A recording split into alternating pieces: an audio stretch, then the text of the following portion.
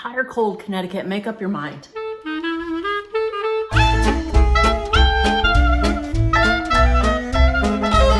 Hello and welcome to another video. My name is Heather and as always I'm reading with a vengeance, and as always I hope you are as well. If you've been here before, thank you so much for coming back. If you're new to my channel, very warm welcome and nice to meet you. I'm glad you're here. I hope everybody is doing very well. How is everybody's reading doing? From some of the Booktube that I've watched recently, like September wrap-ups, a lot of people went through a little slumpy period in September.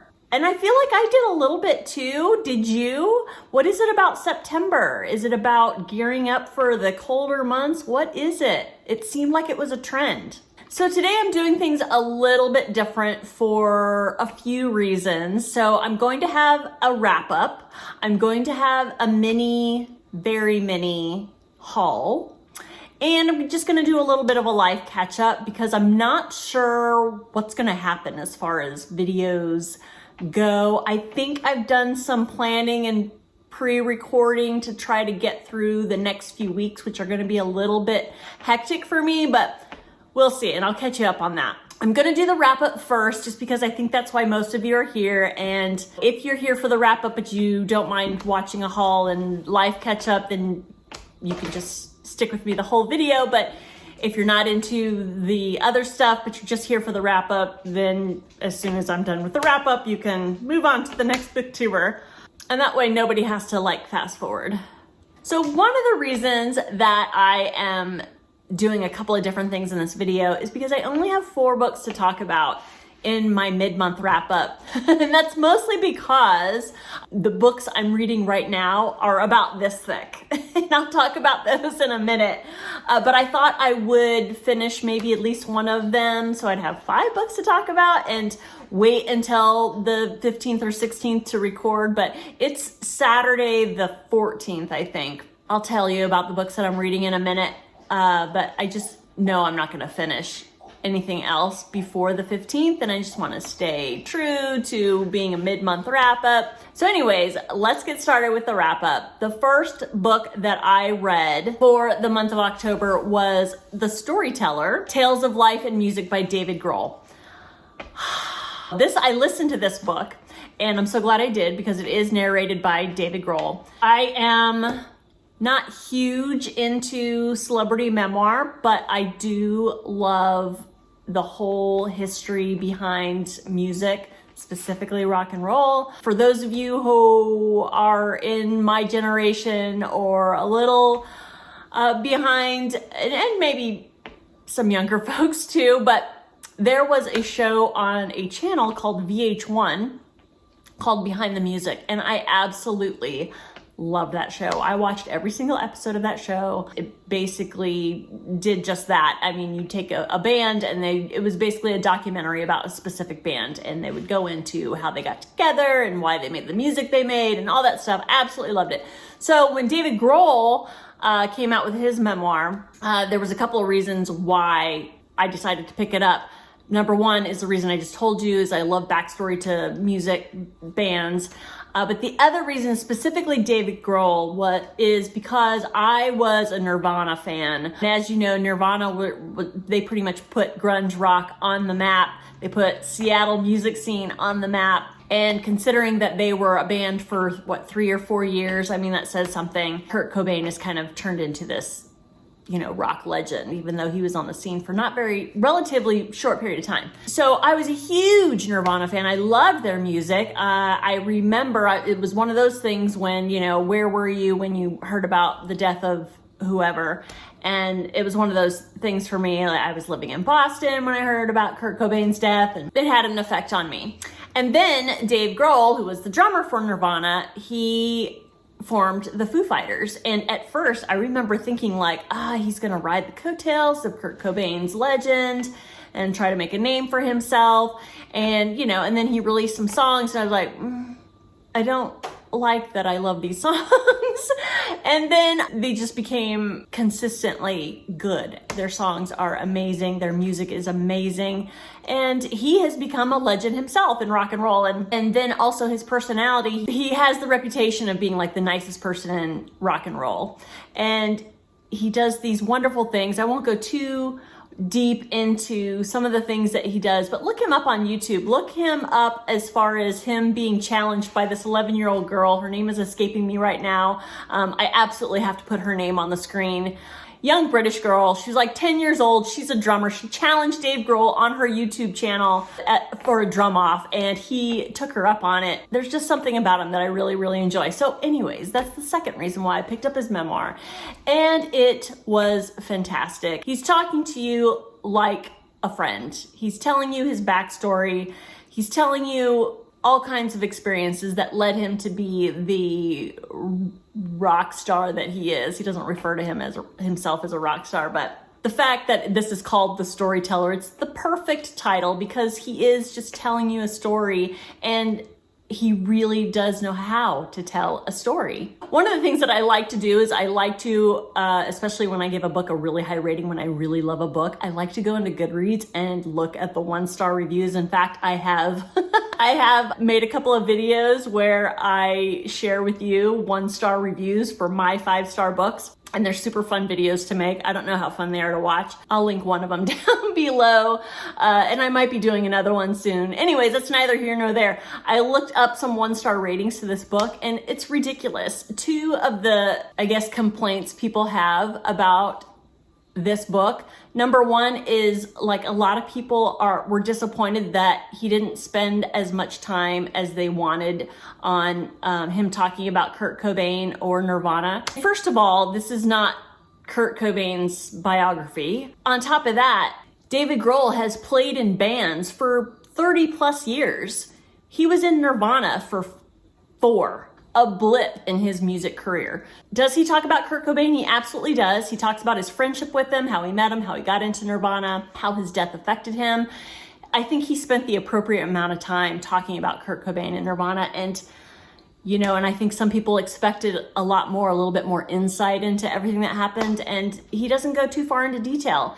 And I don't think he needed to, and I don't think that's a valid complaint. The other complaint a lot of people had is that David Grohl drops a lot of names. I mean, being in the music industry for as long as he has, he's met some other legendary rock stars. He's friends with Paul McCartney. He played with Iggy Pop. He was invited to be a Heartbreaker by Tom Petty. And yeah, he drops names, and some people kind of wrinkled their nose at that, like, oh, he's a name dropper. It's only really considered being a name dropper in kind of the icky sense if you're nobody on the scene. He's David fucking Grohl. He's not a name dropper. He's just telling you about the people he's come across in his legendary career. So, fantastic story, fantastic audiobook. I highly recommend listening to it, although I think it'd be just as good to read it. 5 stars for this one. The next book that I read in the month of October is Daytripper by Fabio Moon and Gabriel Ba. So Moon and Ba are twin brothers, and they wrote this book together. It is a graphic novel, and it is very unique as far as some of the graphic novels that I've read. So this follows Bras. He is a Brazilian living in Brazil. He is an obituary writer. Obituary. I'm having a weird time with that word, obituary. He's an obituary writer for a newspaper in Brazil. He feels like it is a dead-end job, pardon the pun. He wants to write a novel. But how this story is unique is that each chapter follows Bras, the very same character, at a different age in his life and not chronologically. At the end of each chapter, he dies. For instance, chapter 1 will follow him at age 27. He's just starting his career as the obituary writer. He's just meeting his wife. In a weird, strange turn of events, he ends up dying. Then, say, the next chapter is about him as an 11-year-old and, his relationship with his father, who is a famous writer, and how that molds him. And then chain of events, he dies. And then say you go to when he's 50 years old, he's married to his wife, he has the kids. And through these little vignettes in his life at different ages, Bras himself is kind of learning the meaning of life. I checked this book out at the library. I wish I had kept it. I get guilty sometimes if I hold on to it longer than I need to, just so I can show on a video, but if someone's waiting for it, I just feel bad. But I wish I had kept this one around because the artwork is absolutely stunning. It's got kind of a watercolor feel to it. If I find like a picture of the art online, maybe I'll pop up a picture of just an example of some of the artwork. It's really, really beautiful. Each of the characters are very detailed, and the background's beautiful and colorful. That was absolutely a really wonderful part of the graphic novel. And I really, at first, I was wondering like, what's going on? He dies in the first chapter. What's happening? And then he's alive again in the next chapter, and he's a later age. What's going on here? But then I figured out kind of what was happening once I'm on chapter 6 and he's died 6 times.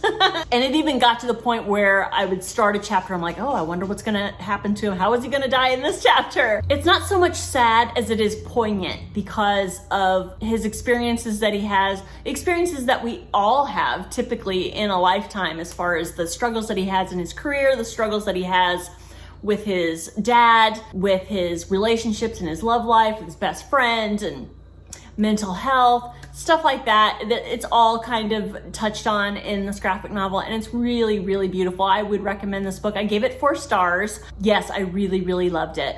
The next book I finished in the month of October is These Precious Days by Patchett. So funny story about how I picked this up. This is also a library book, and I will be returning it today.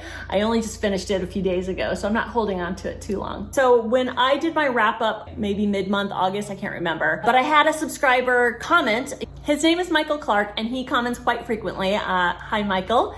And he commented when I reviewed The Dutch House by Patchett, and he had said you should read her collection of essays where she talks about kind of the timeline of how she got Tom Hanks to narrate the audiobook of The Dutch House. I can't remember if it was before I read that comment or right after, but it was the same day I went to the library and this was like displayed prominently right when I walked in the door. It had to have been right after. Yes, it was after I read the comment, because when I saw it displayed, I'm like, oh, this is a sign. And so I picked it up, and this is a collection of essays where each of these essays have been published in some other, like the New Yorker, the New York Times. She did an introduction, I think, into a Eudora Welty book. These were wonderful. I'm not gonna spoil the story on how she met Tom Hanks, but I will tell you that through meeting Tom Hanks, she met his personal assistant, Sookie. She became friends with her. Sookie is an artist, and it just so happens that she painted this picture of Patchett's dog, Sparky. I don't think that's too much of a spoiler, but it really is an interesting story on how people come into our lives. Something that I think she thought was going to be just this amazing adventure, an amazing part of her career of having Tom Hanks, someone like Tom Hanks to narrate one of her, great novels in an audiobook. But really the best thing that came out of having Tom Hanks come into her life was the friendship that she discovered in Tom Hanks's personal assistant, if that makes sense. There were a couple of stories that, I don't know, didn't really do anything for me, but those were very few and far between. Most of these stories touched me in one way or another. A couple that I will mention here, she's got one essay called My Year of No Shopping. And if you've watched me before, you know I am a huge fan right now of decluttering, getting rid of stuff that I don't need, not accumulating more stuff. I've never enjoyed shopping unless I'm really looking for something specific. And even then, it's not really, I've done retail therapy before, and when it comes to books, I like to buy yarn because I'm a big knitter, but just going shopping for the sake of shopping, I've never been a fan. Anyways, so she had an experiment where she spent a year of no shopping, and she talks about how that worked out for her, and I found that very entertaining and very relatable to me. She also has a chapter, speaking of the fact that I am a knitter, she has an essay called How Knitting Saved My Life Twice, and that of course spoke to me. And the other really big essay that spoke to me is an essay called There Are No Children Here, where she talks about her decision not to have children. She's never had a desire to have children. And she talks about how other people react to that, how she deals with that, how people can sometimes be offended with her feelings of why she decided to not have children, and I found that extremely relatable. So there are quite a few essays in here. I think anybody would be hard pressed not to find a handful that speak to them in some way or another.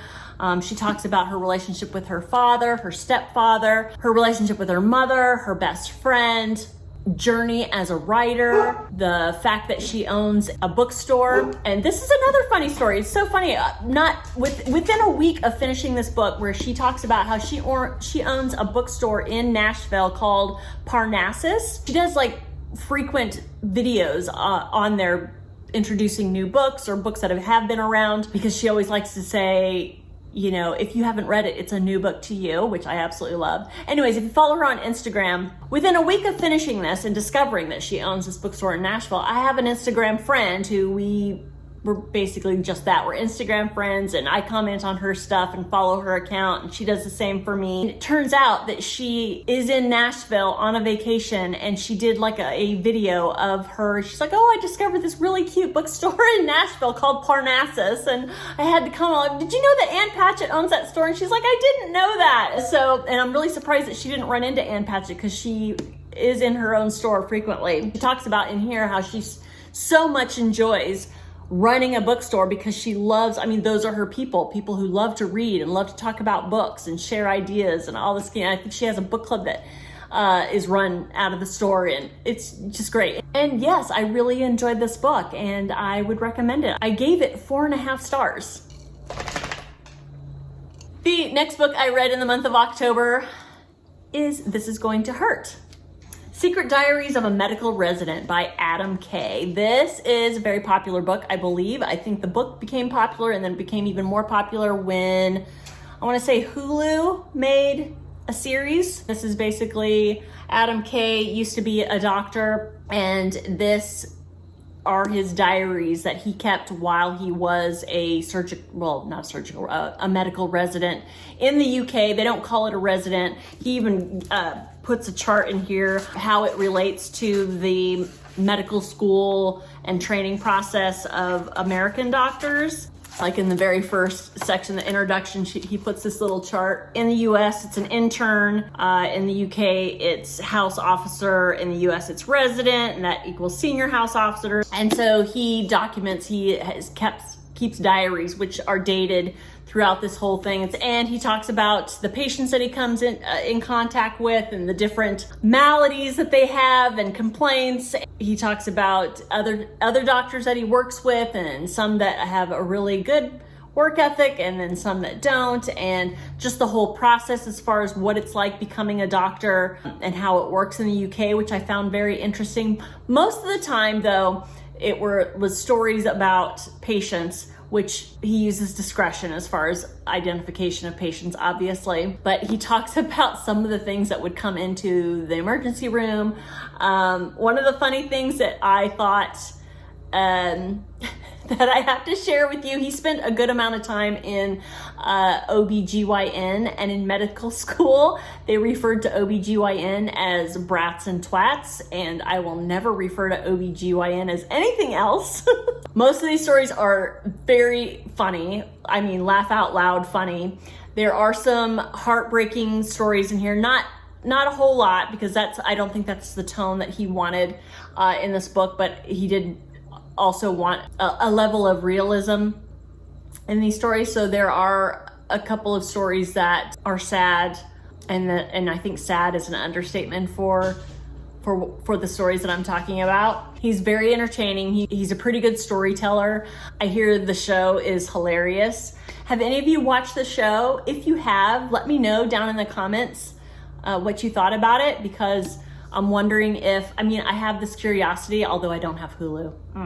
But eventually I think I would like to watch the series, because I always like to see how they adapt it, especially for books that I enjoy. And I really did enjoy this. I will say there is an annoying part to this book, in that there are a ton of footnotes. Obviously, being in the medical field, he has to talk about certain medical procedures or use medical terminology that I think the average layperson don't know what it is. And so each time he brought that up, there would be a footnote and he would explain it down at the bottom.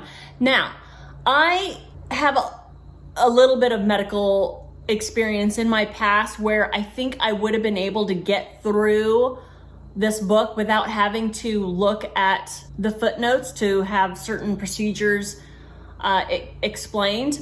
However, when I started reading them, he would put anecdotes in the footnotes as well, and I felt like I didn't want to miss those either. And then also on top of that, sometimes knowing what like a particular procedure entailed added to the anecdote that he was writing about in the text itself. So you kind of are forced to read each and every footnote, and there's so many, it's really kind of distracting. I got, I guess, used to it for the most part, but still it was kind of an annoyance. And I would say that's my biggest complaint about this book. Anyways, I picked this one up because, as I've mentioned many times before, I am doing the Read Your Bookshelf challenge put on by Chantel at Chantel Reads All Day. And the prompt for October is read a book with the word secret in the title. And even though it's in the subtitle, it still counts. I realized that it's the Read Your Bookshelf challenge. The whole basis behind the challenge is to read the books that are already on your bookshelf. And this is a library book. And the only reason I had to get a library book is I had not a single book in my bookshelves that had the word secret in it, not one. So I was forced to get one from the library, but I'm glad I read this. I really enjoyed it. I gave it 3.5 stars. And I totally lie. There were 5 books that I finished in the first half of the month. The 5th and final book that I finished in the first half of October is Banned Book Club by Hyun Sook, Ko Hyung-ju, and Ryan Estrada. I'm really sorry if I butchered those names. This is a graphic memoir about Kim Hyun-sook. She is South Korean, and she starts this book off in 1983 when she enters college. She thinks she's going to have her whole world opened up with Western literature and learn a lot about the world around her. But in 1983, this was in the middle of the Fifth Republic in South Korea, which was a military regime that really focused a lot on censorship. And a lot of people went to prison based on the books they were reading or based on who they were supporting politically. And she talks about how she gets involved in this whole movement of going against that censorship. Of course, I like a good story where people are rising up and pushing back against a society that bans books.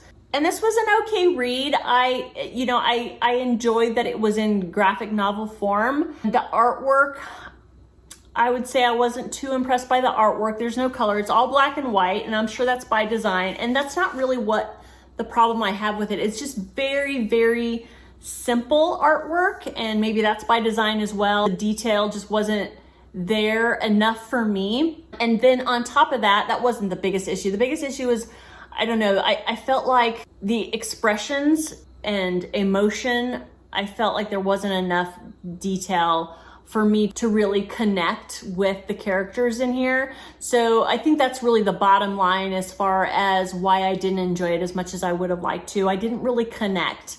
I connected with the point she's trying to get across, but because I didn't connect with any of the characters, to include the main character, the author, it just fell kind of flat for me. I did learn a lot about what South Korea was like in the mid-'80s, which I found fascinating.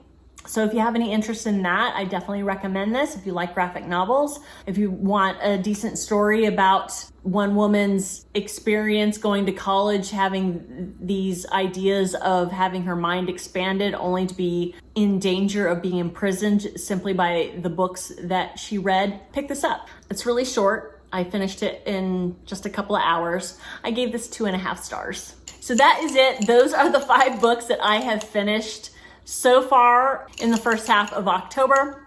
The 2 books that I have started so far that I thought I was really hoping to finish to include in this mid-month wrap-up. One is The Name of the Wind. I mean, and I'm really not that far into it. It's kind of a struggle for me. This is not typically a genre I read. The only reason I picked this up, so my husband and I, my husband's a big reader too, we typically don't read the same books. There's a little bit of overlap. There are some books that he reads that I've enjoyed and vice versa. But for the most part, he likes sci-fi, he likes fantasy. Every once in a while, he'll do a crime thriller, but that's not his bread and butter, whereas that's really my bread and butter. And he doesn't do literary fiction or women's fiction, not typically. But every once in a while, he will take one of his favorite books that is not on my TBR, and he's like, please read this. And then I get to do the same thing.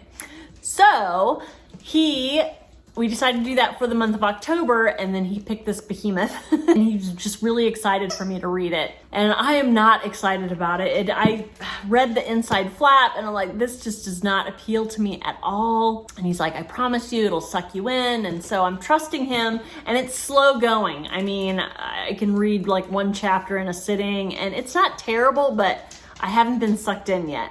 So anyways, I knew I wasn't going to finish this by the 15th, so I'm still struggling with that. Have you guys read this one? What do you guys think? I mean, I'm wondering, especially the people who do watch my channel, I don't know how many of you read that particular genre of book, and if you have read that, I would love to hear what you thought. My audiobook that I'm listening to right now is also a behemoth. I want to say it's like 22 hours long, and that's Nosferatu by Joe Hill. I was really excited to pick this up because I've only read one other Joe Hill before, and it was The Fireman, and I absolutely loved that book. It was so good, and it actually was the book that kind of re-sparked my love of reading. I'd been in kind of a lull for a couple of years, and I picked that one up probably 2 years ago, and I've been just blazing through books ever since, and I absolutely loved it. So I was super excited about this one, and it's going okay. I'm probably like 8 hours into it, and it's not even at the 50% mark. So it's just very long, and you know how I feel about super long books. Anyways, I'll talk more about that in my end of month wrap up. So those are the two big obstacles of why I only had 5 books to talk about today. Let me talk about the mini haul. So the mini haul is from the books that I actually acquired when I was on my trip to Norway. I didn't plan on buying books on my trip, but when you see them, you'll understand why. If you have watched me before, perhaps you've seen that like I said, I don't collect books in general. When I read them, I typically pass them on one way or another, especially with which I'll talk about in my life update. We're moving and we are downsizing. And so my personal library I need to get that really small as soon as possible. But I do collect one specific book that I've talked about before, and that is my all-time favorite book is To Kill a Mockingbird by Harper Lee. So I do collect different editions of that book, and off screen right now I have the graphic novel, I have the 35th anniversary edition, I have an old like paperback edition that my husband found at a used bookstore. I have an edition for my trip to Italy that I took in 2006, a couple of other ones, and I found 2 more editions during my trip that I absolutely couldn't deny myself. So this is a vintage classics from the Vintage Books in London, and I found this one at the Heathrow Airport, this edition, and I absolutely love this cover. I've never seen it before, and I had to have it. It's just beautiful. With red spine, and I absolutely love it. It's just gorgeous. What can I say other than that? And then, of course, that kind of started me on the train of, well, I'm going to another foreign language country. I'm going to keep my eyes out for a Norwegian copy, and I wasn't disappointed. So this is the Norwegian copy of To Kill a Mockingbird, and it's a really beautiful, shiny cover. This cover is very similar to the 35th anniversary cover with the tree on it. I really love the French flaps. It's got that. And the other thing that I really love about this one is I've never seen this photo of Harper Lee on the back, which I thought was a really great candid shot. I'll never be able to read it, but I just love having foreign language editions of my favorite book. And then the last book that I picked up, I was also really excited about, and I believe I also found it in the Heathrow airport, and that is Fairy Tale by Stephen King. I'd never seen this cover before either. The other reason that I picked this up, I don't typically buy hardcovers. If there's a new release that I'm excited about, I wait for it at the library, or I listen to it, or I wait for the paperback. But I bought this not only because it has this beautiful UK edition cover, but it's a paperback. Like it was just released maybe a month ago, and it's a paperback. They said it was like a special airport edition. I don't know if they do this on the regular. You know, I'm not that schooled in the whole publishing world, so I don't know, but I couldn't not buy this book because it's a paperback. And I'd been super excited about this coming out. I'm a huge Stephen King fan, as most of you know, so I had to get this one. So that's my mini haul. Now for a little bit of a life update. Well, this is one of the last videos that I will record in this house.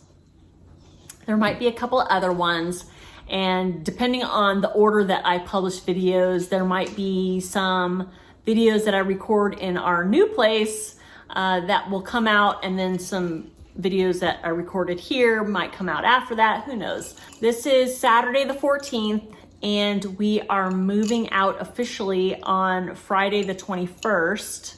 That math doesn't add up. I do know that is today the 14th? What's the day? Today's the 15th. And we are moving out on the 21st. So in a nutshell, my husband is retiring from the Navy in March. We were afraid that if we waited until closer to March to sell our house, because of what the market's been doing, we decided to list our house sooner rather than later. And then we tossed around the idea of, hey, let's get a fifth wheel to live in that if we sell earlier than your retirement.